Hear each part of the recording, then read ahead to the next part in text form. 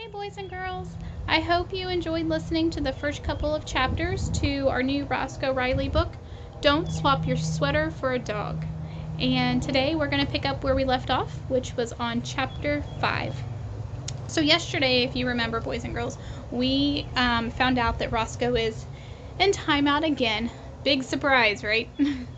And we found out that he swapped something with his dog, or furry dog, and he ended up swapping a sweater. Now we know that his grandma has recently given him a sweater, right? And we saw that in chapter 3. So let's find out what happens next. The world's ugliest sweater. Don't forget Emma and Gus are coming over for a play date, Mom said after I put my stuff away. Mom, I said with a groan, we're not having a play date. Hazel has play dates. We're hanging out. Well, when you get to the house for a hangout, please wear your new sweater if you go outside, Mom said. I will never wear that sweater, I said. I crossed my arms over my chest to show I meant business. Your grandmother knitted that sweater with her own 2 hands, Mom said. It has hearts on it, and flowers, and smiley faces, and baby ducks, I cried. No sweater, Mom said. No hangout with Gus and Emma. She tossed me the sweater. I put it on. One side dangled down to my knees. There was a pink bunny on the right sleeve. I hadn't noticed him before. No, Max cried. He covered his eyes. Not the sweater of doom. Hazel wrinkled up her nose. Why, there's a monkey on the elbow. That's a puppy, Mom said. She frowned. At least I think it is. Goofy and I are going to wait for Gus and Emma on the front porch, I said. Cross your fingers nobody sees me. It was knit with love, Mom said. It has sentimental value. What's sentimental value? I asked. Sentimental value means you have to pretend to love your sweater when your grandma's here, Max said. Sentimental value, Mom says. It means that a gift is special to you because it came from somebody that you love. I went outside. Goofy came with me. He is a big, whitish dog with floppy ears. His tail is usually in high gear, and he almost always has something in his mouth. Right now, he had Mom's cell phone. Not a good idea, Goofy, I said. I went back inside and gave Mom the wet cell phone. When I returned to the porch, Emma's dad had dropped off Gus and Emma. Gus and Emma live on the same street, just a few blocks away from my house. I wish I lived near them.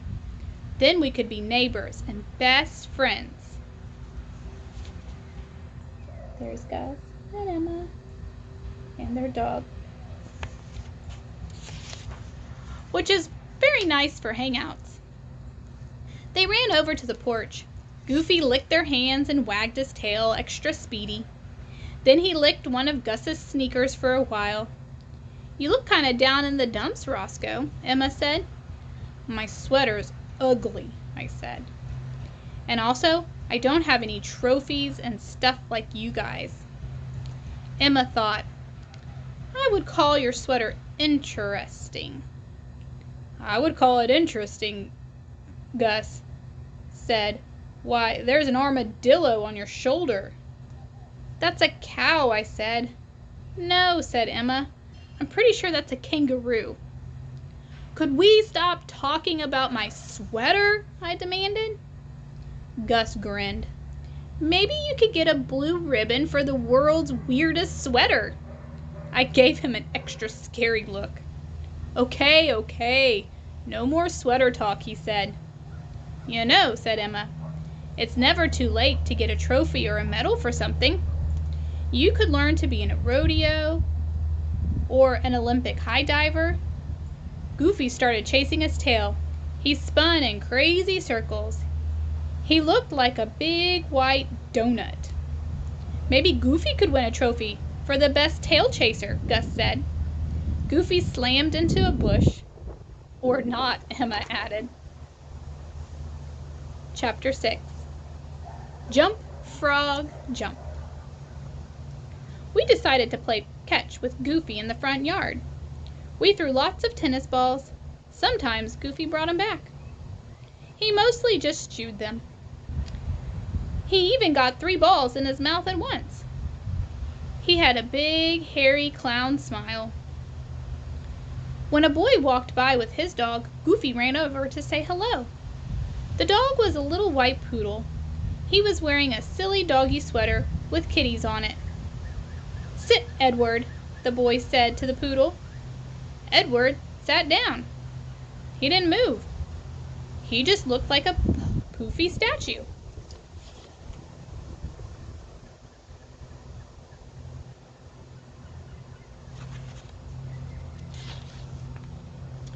Goofy raced around Edward in crazy circles. He barked and sniffed. He barked some more. He looked goofy. "I'm Martin," the boy said. "I just moved here a couple weeks ago. We used to live in Alaska." "Did you live in one of those ice cube houses?" I asked. "It means an igloo." "He means an igloo," Emma said. Martin laughed. "Nope, just a regular old house." "Yeah," Gus said. "We live in a regular old house too." Martin pointed at my sweater. "Is that a poodle on your shoulder?" "We're still trying to figure that out," I said. "I really like animals," Martin said. "It's a cool sweater." I waited for him to laugh, but he didn't. "I'm Rosco," I said at last, "and that's Gus and Emma." "Shake hands, Edward," Martin said. Edward held up his paw. Gus shook it. Emma shook it. I shook it. Goofy licked it. "Say hello, Edward," Martin said. "Arf, arf," Edward said. It was not exactly hello, but you could tell what he meant. "Wow, your dog is amazing," said Emma. "I was going to enter him into a truly terrific trick contest this weekend," Martin said. "But I have a tuba lesson." "Do you mean the contest at the street fair?" Emma said. "I saw a poster for that. Kids and their dogs can enter, and the winner gets a," you guessed it, trophy. "A trophy?" I asked. "Really? Do they have a prize for the stupidest pet trick?" Gus asked. "I bet Goof could win that one." Goofy laid on his back on the sidewalk. I think I was ignoring Gus. "What's your dog's name?" Martin asked. "Goofy," I said. It sounded kind of lame next to a name like Edward. Goofy wriggled on his back like a snake. His tongue was hanging out. "What's he doing?" Martin asked. "Itching," I said. "Edward never itches like that," Martin said. He reached in his backpack. "Watch this." Martin took out a book.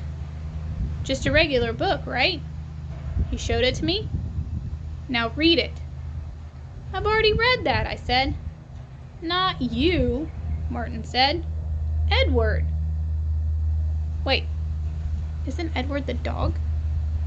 Can dogs read? I laughed. "Your dog cannot read." "Why not?" Martin said. "Because he's a dog," I said. I said it very slowly and clearly, since apparently Martin was a little crazy. "Just watch," Martin said. He put the book on the ground. It was called Frog on a Log. "Open the book," Edward said to Martin. Edward put his little white poodle paw on the book and pulled on the cover. Then he flipped it open. "Good dog, Edward," Martin said. "Now read to Rosco." Edward looked at the first page. So did I. It said, frog on a log in a big, dark bog. Edward said, "Arf, arf, arf, arf, arf, arf, arf, arf, arf, arf." "Good dog, Edward," said Martin. "Next page." Edward turned the page with his nose. I looked over his shoulder. The page had 3 words: jump, frog, jump. Edward said, "Arf, arf, arf." I looked at Martin. I looked at Edward. He didn't look so silly anymore, even with the kitty sweater. "That dog is a genius," I said. We looked at Goofy. He was eating an old gym sock. "Your dog is nice too," Martin said. All right, there's a picture of Edward, and he's doing what? Reading. And here is a picture of Goofy eating that gym sock. All right, boys and girls, I'm going to stop right there. Those 2 chapters were kind of long. Tomorrow we are going to do chapter 7. But guys, in these last 2 chapters that we just read, I want you to think about 2 things. In that first chapter, chapter 5, they kind of defined a word, and it was sentimental value. And if you remember, Roscoe's mom described it as a gift. It means that a gift is special to you because it came from someone you love. So I want you to think today about a gift that somebody gave you that means a lot to you. And I don't want it to mean a lot to you because it cost a lot of money, or it was something that you had really been wanting, or maybe like a really popular toy right now, like a video game or a game console or a movie. I want it to be something that means a lot to you because it came from somebody special. And when you think about that thing, go tell somebody in your house about it. Show it to them. Tell them that you've kept this thing for a really long time because it meant a lot to you. All right, second thing I want you to think of is I want you to think what's going to come next. Let's make a prediction. So we know the title says, "Don't swap your sweater for a dog." We know Rosco has just learned that there is going to be a contest. And the contest winner gets a trophy. Rosco is really wanting what? He's wanting to win a trophy, right? So we've also learned that Edward said some pretty nice things about Roscoe's sweater, right? He didn't make fun of it like Roscoe's other friends, Emma and Gus. So think about all of those clues. Let's make an inference. I want you to think what's going to happen next. All right, guys. Till next time, we'll find out.